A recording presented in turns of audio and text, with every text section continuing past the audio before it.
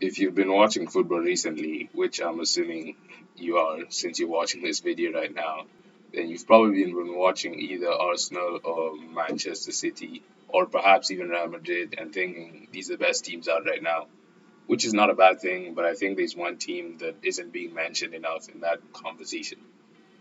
That team is actually Napoli from Serie A. They are currently top of Serie A by quite a healthy margin and have also scored the most goals by a good distance.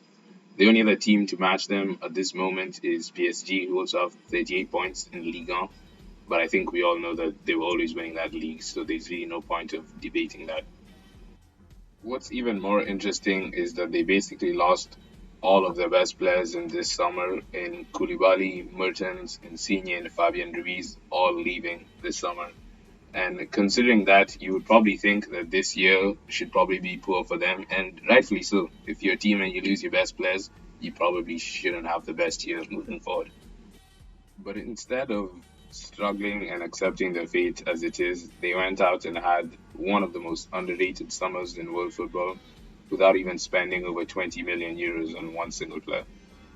They signed Kim Min Jae, who's been one of the best centre backs in Europe this season. Really good in the tackle, aggressive and composed. And I actually fully expect a big team to come calling for him soon. And of course, they got Kvicha, who has been outright insane this year. He's been torching opposing fullbacks like crazy, as well as providing goals and assists.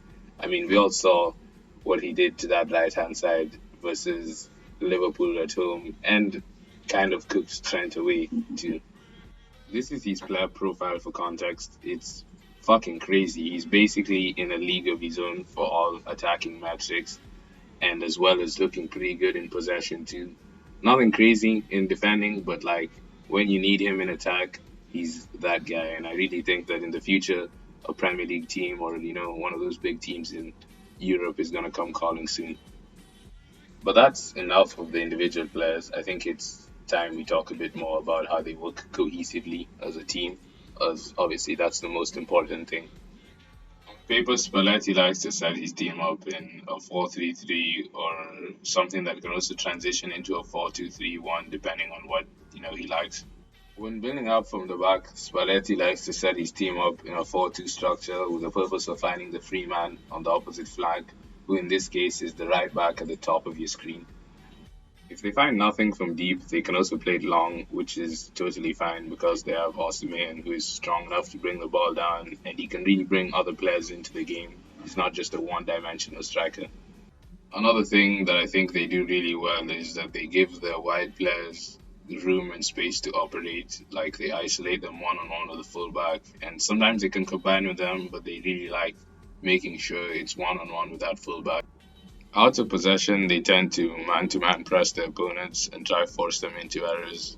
Obviously, this is risky, but I mean they're executing it to perfection as like they're first in the league, so they wouldn't be doing this if they didn't know what they were doing and if it wasn't to their advantage.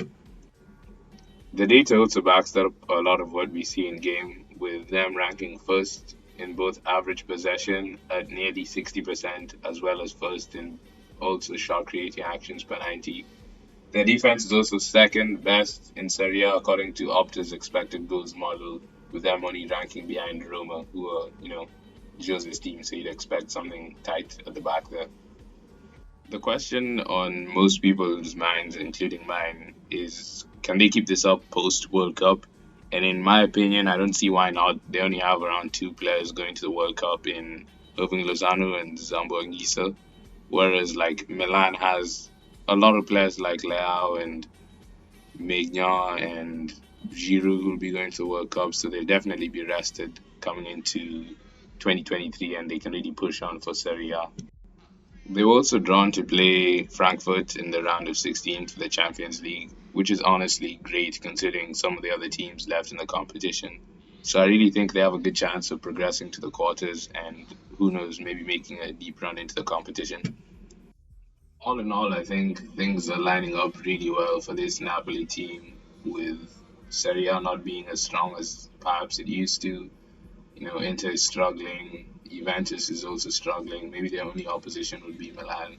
and also a good draw in the Champions League. So definitely keep an eye out on them. They can be some serious problems going into next year. Overall, I don't think they're out and out the best in Europe, but I do think they deserve to be in that conversation. But honestly, if they play like a Man City or on Arsenal, I do see them giving them a run for their money, but I don't see them probably being out and out winners. That's it from me today. If you've reached this far, thank you very much. And yeah, I hope you've enjoyed my analysis in this Napoli team and whether or not they're really the best in Europe. Make sure to leave your thoughts down below and maybe some ideas for a future video I can do.